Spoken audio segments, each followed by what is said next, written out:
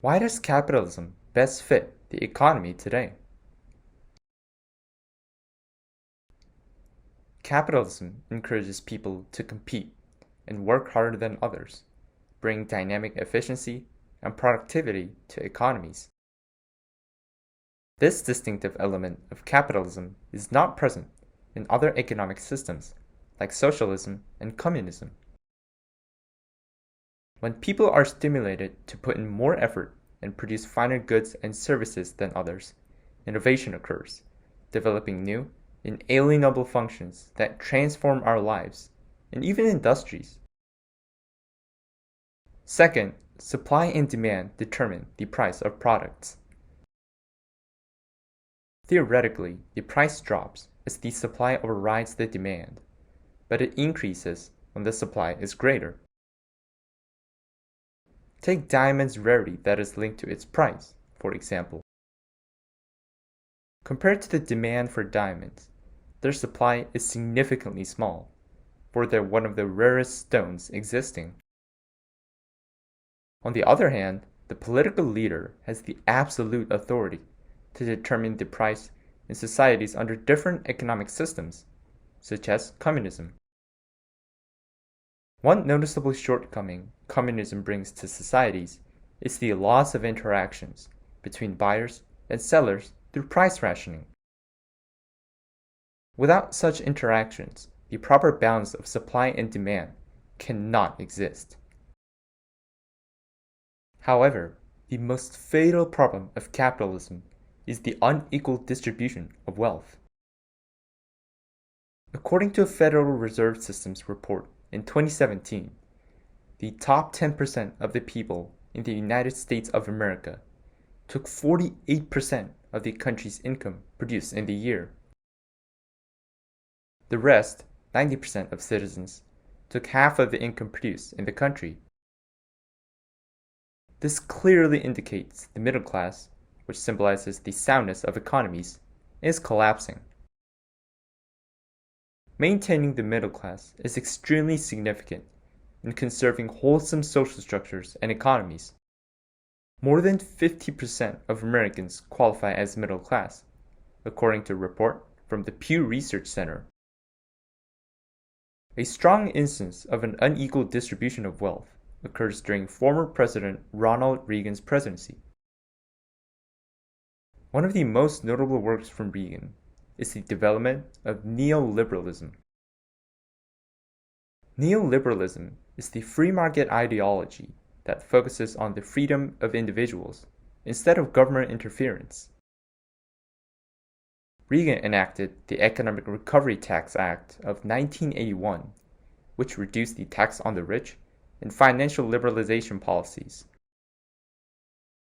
He issued the law to minimize government regulation on the economy and to rescue America from one of the most traumatizing double-dip recessions with a 10.8% unemployment rate, the country's highest since World War II.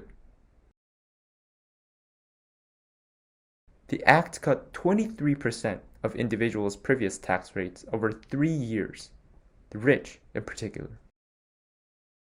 It lowered the marginal tax rate from 70% to 50% to make the rich spend money. Thus, we cannot deny the positive impact the act had on the economy. It created new jobs and lowered the unemployment rate sharply. White House Press Secretary Sarah Huckabee states the act was beneficial to the economy. While arguing over President Reagan's 1981 tax cuts, Democrats claimed it would only benefit the rich. The Democrat Speaker of the House at the time, Tip O'Neill, called them royal tax cuts because he claimed they favored the wealthiest Americans.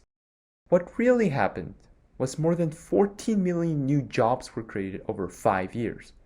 Incomes grew by over 22% for the next 7 years, and the economy grew by over 3.5% on average for the rest of the decade. But suppose a society comprises 100 people and it has 10 people possessing more income than the rest.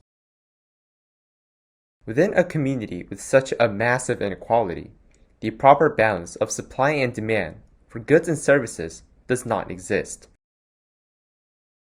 More importantly, people's consumption and the currency multiplier decreased sharply because the areas the top 10% consume are very limited. In return, we see an inevitable cycle of low interest rates, low investment, low growth, and low prices continuing indefinitely. What is the consequence of staying nonchalant towards such a severe inequality? The worst scenario is an economic depression. The Great Depression in 1929 and the global financial crisis in 2008 overlapped with moments when the top 10% of Americans have taken 50% of the country's income.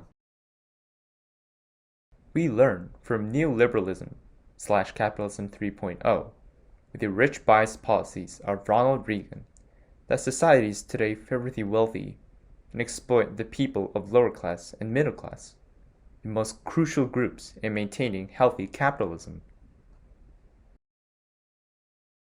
This is when compassionate capitalism comes into place. Compassionate capitalism is a system we can observe from Nordic countries like Sweden, Finland, Norway, and Denmark. This system features an equal distribution of wealth and income between the rich and the poor, incredibly fine welfare, such as free education and healthcare, and firm trust toward the government. Most importantly, compassionate capitalism puts cooperative communities and people above profit, the sole element and goal people work for and pursue today.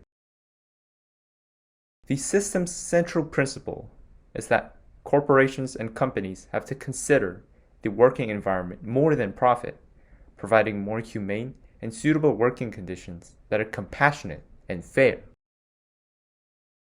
This strongly urges corporations and companies to halt neglecting and cleaning up areas that create pollution problems and staying crystal clear on transactions between government agencies. When making such changes, the rich do not exploit the sweat and effort of low-wage workers, promote a free economy, and eventually revive consumption. However, there is one thing we should not misunderstand about compassionate capitalism. Corporate profits and growth are essential for economic growth. But we're currently focusing only on corporate interests and growth, and not taking care of the environment nor conforming to social orders. Therefore, Moon Jae-in, the current president of South Korea, highly promotes the environmental, social, governance criteria, short for ESG, to Korean corporations, strongly urging and supporting them to continue making positive changes, such as carbon neutral declarations, waste recycling, and education projects for the disabled. With the birth of capitalism, the industry has developed at a dazzling pace, and the emergence of various innovative services and products has made our lives convenient. The system has made us constantly work and create better products and services than the people next to us. But our society has also been infusing us with fierce competition, an essential element for us to live a, quote-unquote, successful life. However, now is the time to cry out for change. We need to build harmonious communities that consider each other first, not as rivals. Empathetic societies prioritize suppressing social stratification and aim to thrive by sharing the wealth and assets that are limited for everyone to possess. For example, everyone deserves to enjoy a dignified life with access to essential survival conditions, such as nutrition-balanced meals, clean water, and sincere healthcare systems.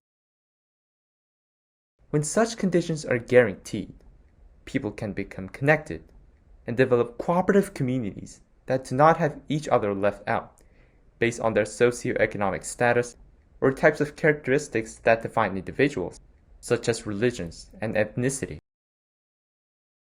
Therefore, I firmly believe that compassionate capitalism, or Capitalism 4.0, can provide straightforward solutions to the problems of the current economic model.